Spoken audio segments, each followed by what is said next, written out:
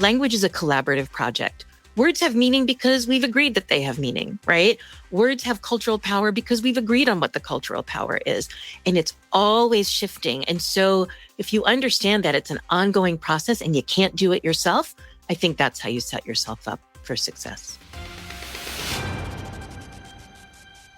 Welcome to On Record PR. I'm your host, Gina Rubel. Today, I'm going on record with Suzanne Wertheim, PhD, who is a linguistic anthropologist. She's a national expert on inclusive language. Her book is The Inclusive Language Field Guide, 6 Simple Principles for Avoiding Painful Mistakes and Communicating Respectfully. It offers 6 common sense principles to guide all kinds of communication with all types of people. Welcome, Suzanne. Thank you so much for having me. I'm so excited to be here. I'm excited to have this conversation with you, and I'm curious what drove you to write the Inclusive Language Field Guide? I'll be very honest, even though it might sound salesy, my clients asked me to. Basically, what happened is I liken it to karaoke, where you feel like you know a song, but then if the lyrics disappear, suddenly you're like, uh-oh, you can't sing it by yourself. That's how my clients were feeling with my workshops and my leave behinds and my consulting. When I was there, everything made complete sense. But then if they had to explain it to somebody else, it would be like kind of that operator thing where they couldn't get the point across as well as I did, or they also couldn't reach for the examples that I could. And they were like, I just need you to be here when you're not here. And so that's how I ended up writing the book. I love it. And, I having written 4 books myself, I know it's a huge undertaking and it's a labor of love. So how does our language impact our professional relationships?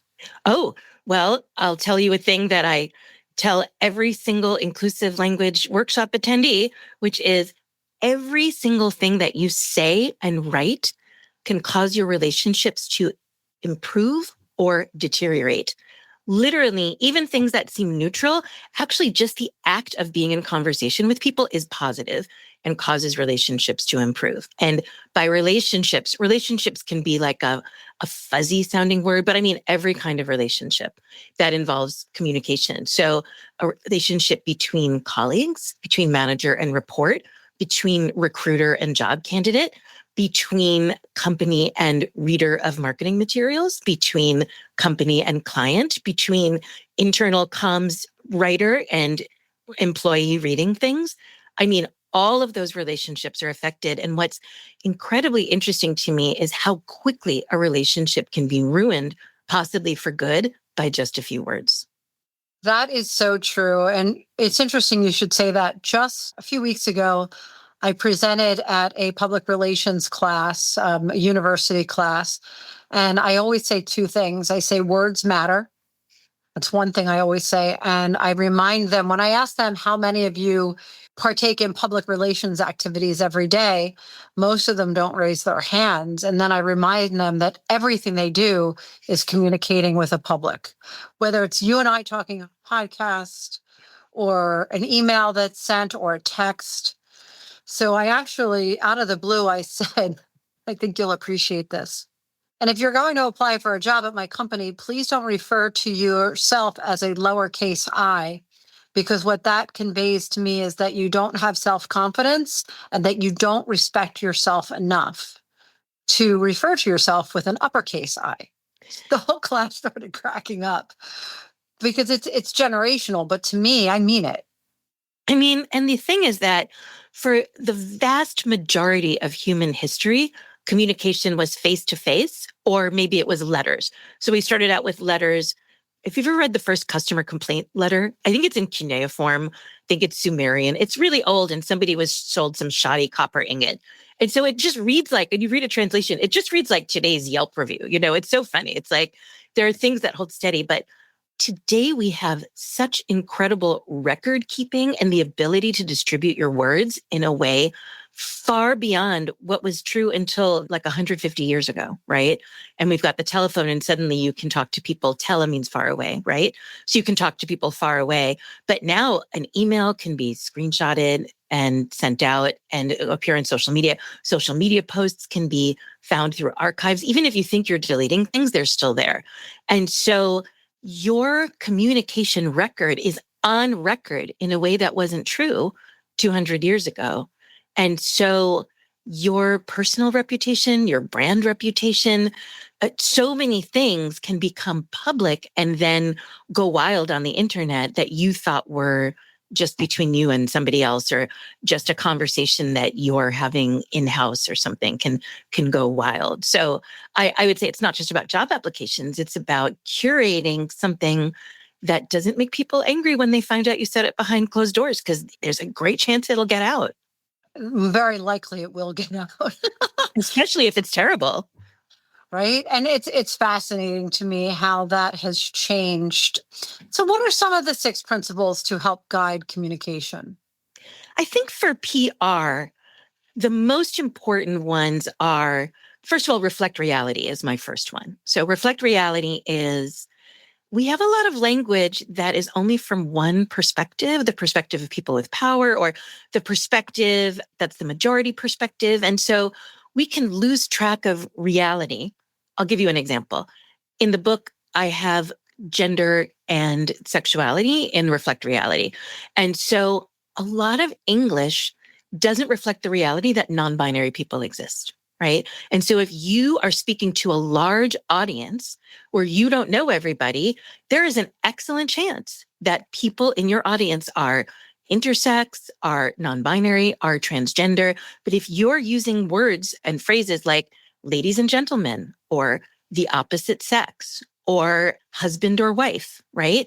They seem so innocuous, but I'm giving people the tools by using the tools of linguistics to pick things up and examine them and be like, well, what's trailing along with this? And so this assumption that people are all either male or female permeates so much English. And that's why I have Reflect Reality as number one. Another principle is show respect. That's my second principle. And in fact, let me say a thing, and then I'll tee you up for a question that I know that why you want to ask me, because it's the perfect time. So in English, back to being non-binary, we have a problem with how to respectfully address people, especially people we don't know. We've got a big problem. One problem is just in terms of gender and marital status, right? So the phrase Ms. came around. I'm going to give you the fancy term honorific. So a polite respect term, respect title, honorific. So until very recently, the 1950s, to address a man respectfully, you only had to know that he was a man. But to address a woman respectfully, you had to know that she was a woman, and if she was married or unmarried. If she was married, she was Mrs. And if she was unmarried, she was Miss. And so people were like, well, that's really lopsided, right? So let's remove marital status from politeness. It has no relationship to politeness. Let's remove it. You should be polite to anybody, regardless of their marital status. It's irrelevant. Well, now we're in a new moment where a similar thing is happening with gender overall. Why do you have to know somebody's gender in order to be polite with them? So in the American South, people are writing to me so upset. They're like, I was raised to say sir or ma'am to everybody. I was literally beaten if I didn't say sir or ma'am. This is true in Texas. This is true for a lot of Black people in the South. And they're like, I'm non-binary. I know people are non-binary, but I don't know what to say to be polite. And so this is a thing that we're right now in a moment of flux, and I think it eventually will settle down. So Ms.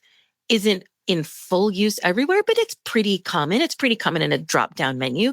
But what's less common is gender neutral options. So let me tee you up for the thing that I know that we want to talk about. So it's funny. So before we started recording, I shared with Suzanne something that happened today.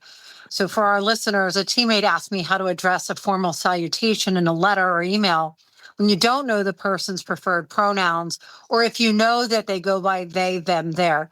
So we just had this discussion this morning, and I came up with a couple of solutions, but I'd like to ask you, Suzanne, what do you recommend?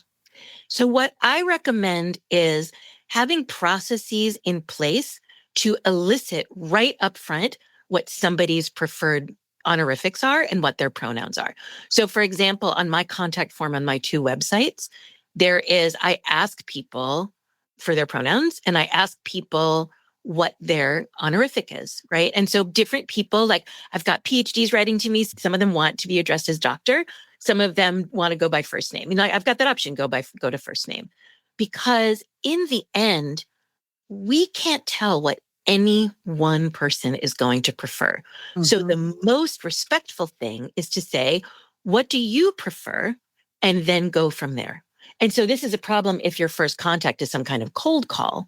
But otherwise, my response, this is a question similarly for disabled people or people with disabilities. Sometimes people like to say, for example, autistic person. Sometimes people prefer person on the autism spectrum, right? In any large group of people, you will never find 100% agreement on what is a thing that's preferred for everybody. It just doesn't happen. And so that's my recommendation, is have things set up to figure out what it is and then have that in your file on the person, and then you automatically know. I love that. Suzanne, we're going to take a quick pause here for a message from our sponsor. This episode is brought to you by Furia Rubel Communications, a public relations and marketing agency serving law firms and businesses internationally. With an expert team of professionals positioned throughout the U.S. and supported by international affiliates, Furia Rubel enhances its clients' brands through integrated communications by providing expert guidance in crisis management and high-profile litigation, protecting brand and reputation, and supporting internal marketing teams with media relations, media and crisis training, and client and talent acquisition and retention. To learn more, visit furiarubel.com.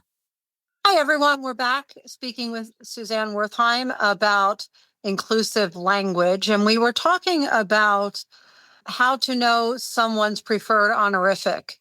And I agree with you, Suzanne, that always ask first. But one of the things I came up with today in our challenge in my office was we don't know, and we hadn't asked. It's a new client, and my bookkeeper wasn't sure because, interestingly enough, in our accounting system, you can choose Mr., Ms., Mrs., of course, or nothing at all. So in that case, I said, just use dear first name, last name, because we don't know. So don't use the honorific if you don't know. Agreed. And I will say that people, that is exactly, if you had said, what would you recommend? That would be that is exactly the solution that I recommend to people, because first name, last name in the US has been moving towards being more casual for decades, right? So clothing that used to be only gym clothing when I was in high school is just now out and about clothing, right? And a doctor used to call my mom Mrs. Wertheim, but now doctors will just call me Suzanne, right? There are all of these ways that there's this push towards more and more casual. No judgment. I'm just saying this is an overall move. So to use first name, last name already shows that you're being different, right? And it shows people who are coming in and they're not in the majority group or they're not in the dominant group are sensitive to when somebody recognizes that they might exist. This is why I'm saying reflect reality is my number one. So if you have a thing that says, for example, spouse or partner instead of husband or wife, right? If you switch out your language instead of husband or wife, then the majority of people reading, and it's probably in legal language or benefits or something, right? The majority of people, it's just going to be unremarkable. Oh, spouse or partner, sure. But for people who have a non-binary spouse, they look and they say, oh, spouse or partner, they recognized that this person exists. And I feel it's the same way with dear Suzanne Wertheim says, oh, they weren't sure what I prefer for an honorific, for a respect title. So I can come back and say, oh, for the future, you can address me this way. So and that's okay. And I think our listeners need to understand that. It's okay if someone addresses you a certain way to let them know my preferred pronouns are, or I like to be referred to as. And one of the things I also learned today is MX, lowercase x, period, is an honorific that can be used for gender neutral. Yep. It's just not one that's not well known yet. So if that question comes up for any of our listeners, and also I think the other thing that we do need to mention to our listeners is it's not just how we communicate here in the US. because there are a lot of other honorifics, for example, throughout the world. So asking if someone goes by the honorable or professor or a duchess or whatever it may be. I was just in Europe, and it was interesting to see on British Airways all the different titles that are used as honorifics that we don't use here in the US. So it's important for that inclusivity to reflect the reality of the rest of the world, not just your reality where you live and how you think the world should be. And that's my short soapbox. Couldn't agree more. And I've been spending a good part of March giving keynotes for International Companies for Women's History Month. And so I've been thinking a lot about global communities and how do you give, this is one reason why I came up with principles of inclusive language. I'm pretty sure I'm the only one who approaches inclusive language this way, because most people go by identity. They're like, here's a group of people, they've historically been treated badly, they're still disrespected, here are bad words, here's better words. Here's a second group of people, and so on and so on. But that often doesn't work when I've got global clients, right? And so like the identity framework might work for the US, but what about for India where it's not race, but caste, right? Or what about Germany where it's maybe immigrant status, right? Or there's so many ways, or why you can't have it so that it's only for English. You have to give people the opportunity to say, well, I'm going to give you examples in English, but you can apply the principles to your own language. Let me go back to MX period and say there's even one more thing. It's so new in terms of a widespread thing. It does show up, for example, in the New York Times style sheet. New York Times is a little stodgy. So I'm always noticing when things show up in there. People haven't decided, there isn't even one way to pronounce it. So some people pronounce MX as mix, and some people pronounce MX as mux. So this is the whole thing where you check in, like, we haven't even settled in. Things are so new that we haven't even settled in on a final form. So you still have checking to do, but anyone that you check in with is going to be somewhere between excited, grateful, appreciative that you knew enough to check in. Just even having that knowledge base lets people feel seen and valued and respected. And I also, well, this is a bigger conversation. It's okay for the person to say, I prefer they, them, their. And to our listeners, don't take it personally. It's not about you. It's about them. It's about them owning their identity and knowing who they are and sharing that with the world. Because I have seen people take it personally, and it's just not necessary. I would add to that to give yourself some grace if you did not grow up with this grammar, because the grammar gets fixed in our heads around puberty, right? And so you don't really become a native speaker of another language after puberty, right? Then you consider it like a second language. So you're bilingual or multilingual if you learned it as a kid, and then as an adult, then you learn things later and it's harder. So I'm Gen X, and a lot of people I know, the weight of the millions of times we only used he or she to refer to a single person pushes us forward, and we're talking on autopilot, or our tongue is just moving faster than our brain, and the wrong pronoun comes out. And so this is why I recommend to people, I've got exercises in my book, and I'm pretty sure my first exercise is, let's practice saying they for a single person, because you have to push against that fixed grammar in your head. And you've got to push against literally the millions of times you haven't said it that way, millions of times. So just like anything, when you're acquiring a new skill, it takes practice, and pronouns are one. So for listeners, if you're learning, if it's a new skill for you to say they to refer to a single known person, put in some time and effort practicing it. And then if you make a mistake and somebody says, oh, actually, I'm they, them, as a reminder, don't feel attacked and don't freak out and don't over apologize, which can make a person feel, the whole idea is to be respectful as opposed to using language that subtly says, oh, you're a weirdo. Ooh, you're so special. And so if somebody over apologizes, I was talking to a non-binary person who uses they, them, and they were telling me that they had a manager they had to continuously correct. Oh, actually, they, them. Actually, I'm they, them. Actually, they, them. And the manager, A, never changed. So obviously wasn't practicing, but B, would over apologize in such a terrible way that this person felt really marked and like they were, the way that you apologize to show actually you're the problem, right? The apology that isn't an apology. So I'd like to advise people to also avoid that. It's not an attack on you if somebody says, oh, actually they, them, right? It's just saying, hey, here's some new grammar and I might have to just remind you of this new thing because your brain's going to take a while. It's not easy. It's not easy for Gen X or baby boomers, which is the majority of the population right now. Right. It's hard. I have two friends, each of whom has a child that's non-binary. And I really practice to say they are my friend's child, not daughter or son, child.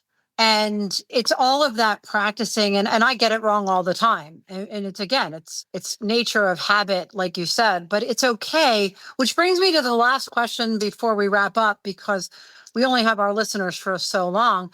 How can you recover and move on from a language mistake? I think that the more that you have established good intent and the more that you've established that you are in the process of learning and that you're open to constructive feedback, the more grace people will have for you and the more you can apologize and move on. So there's a difference between someone who's signaling in all these ways, I don't care. We were talking earlier about politeness, right? So I'm aiming things for people who want to be polite and who want to be respectful.